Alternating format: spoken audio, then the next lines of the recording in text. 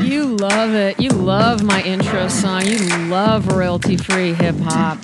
Remember, I found this song by searching royalty-free hip-hop dark, D-A-R-K. So I'm still very proud of it. I originally wanted to get Killer Mike from Run the Jewels to do my podcast music, but I haven't heard from him, so I'm sticking with this shit. How's everyone doing? This is me reading stuff. I'm Robyn O'Neill. It's a Monday morning. I'm in a bad mood, but that's okay. I'm not worrying about it. I haven't felt well. I think I told you guys about it. I'm dizzy. I'm weird. I'm better, but I still don't feel great. So I want to start right out of the gate. I want to say that I really appreciate 3 people who wrote me reviews on iTunes. That's me clapping. I got to thank Mark Ryan. I think I know who he is, and he is an incredible artist. And then someone BLGBIYYYY. Love you, whoever you are. Thank you very, very much. And DQ Blizzerman. Love you too. I know who you are, I think, and I really appreciate you guys taking the time to do that. Listen, you guys, I really do need your help. I need your love and support. I need to remind everyone that I only ask you one thing. I don't need any money. I don't need anything except for an iTunes review. If I don't get reviews, I fall off of iTunes entirely and no one will ever hear about this podcast. And that means a lot to me that I get new listeners. And that's what's been happening, is that I'm just gone from the iTunes list and I cannot seem to make a comeback. And people have told me that the way I can do that is by getting reviews consistently. So if you guys can take a couple of minutes of your time and just say something about this show, I cannot tell you how much I appreciate it. All right, so let's get started. I want to read to you a poet named Luke Davies. He's not only a poet, he's a novelist, he's a screenwriter, he's an essayist, he's a film critic. He lives here in Los Angeles. I met Luke. This is someone I know personally, and I'm still beside myself that I've ever gotten to speak to him because he is a remarkable human being. I met him when I didn't live in LA. I came out here for Werner Herzog's Rogue Film School, and it was really the greatest opportunity of my life. We got to sit in a hotel ballroom in Koreatown with Werner Herzog himself. No one was allowed any filming equipment, audio recordings. We just sat there with our notebooks and learned things like how to pick locks and how to break through police barricades. And there was only maybe 25, 30 of us in there, all of whom were filmmakers, except for me. And I loved every minute of it. And Luke was one of the many people I met there that week who has continued to remain a very good friend to me. And Luke, you may have heard of. He wrote a book named Candy, and that ended up becoming a film. And Heath Ledger played the lead role, and that is based on Luke Davies' actual life. So there's Candy, which I highly recommend. He wrote a book called Totem, which is a book of poetry that is so remarkable I can barely think about it without wanting to cry.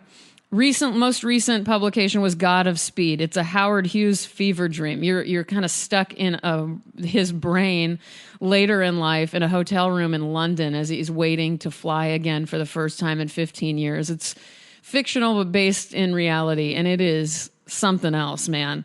Luke, I'm going to put a link to his website, but just look him up and listen to him read.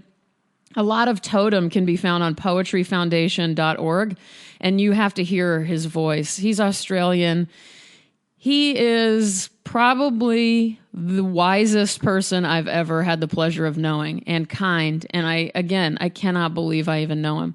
I'm going to be reading from one of his most recent books of poetry, INTERFERON PSALMS.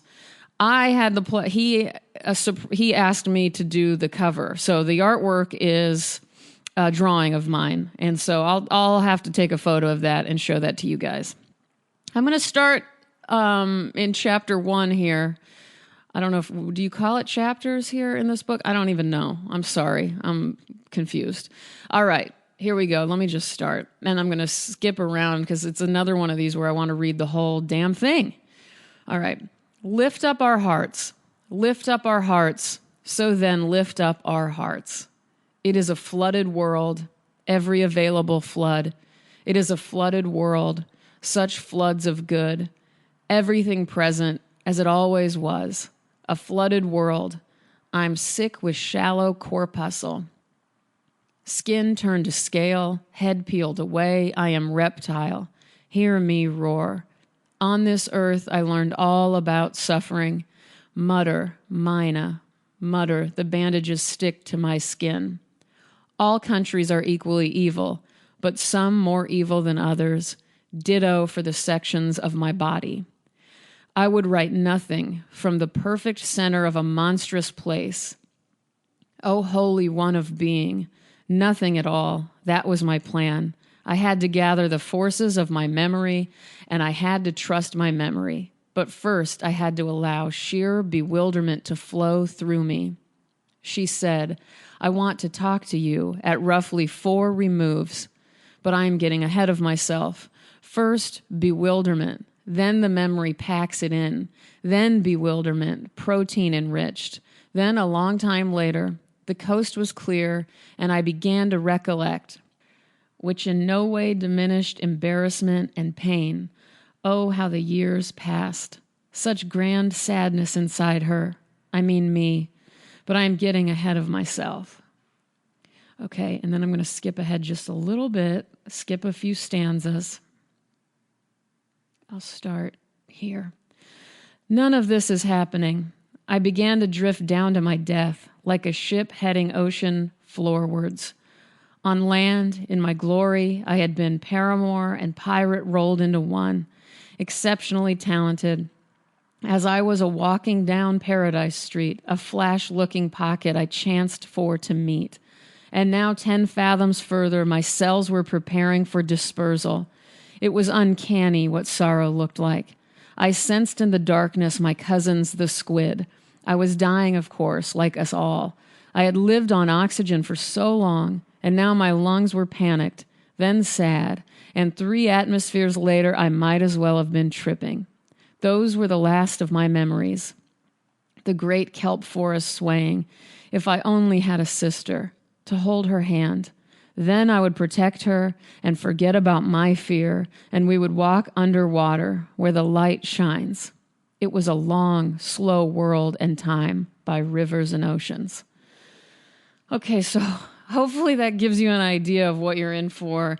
It's hard to find interferon psalms. It really is, but if you do the hard work online, you'll eventually find it. It's because it's so popular. He's won so many awards from this book and many of his other books. So also, if you just can't get enough of me, check me out. I was a guest on another podcast, a David Foster Wallace themed podcast called The Great Concavity. So search The Great Concavity on iTunes. I'll put all necessary links in the bulk of this podcast. I don't know how to say it. Anyway, those guys also have used the same image that Luke Davies used on the cover of Interferon Psalms. They used as the artwork for their podcast, and they knew that I was a big Infinite Jest fan, so I was able to talk to them about that and had a great time with them, even though I said the word obsessed way too many times and annoyed myself. But they said I did all right. I've gotten a lot of good feedback from that one, so check that out. That's it, you guys. I really appreciate you listening. You know I love you all. Be gentle with yourselves. Be gentle with others. Everyone needs gentleness. Well, don't be gentle to racists and homophobes and bigots. Those are the only ones I don't want you to be gentle with, okay? They don't deserve it. Tell them to get the fuck out of your life. Say, get out of here. And we don't need them here listening to this podcast. So if you're a bigot, get out of here. Everyone else, I welcome you and I love you. And I will talk to you again on Thursday. Take it easy. Bye-bye.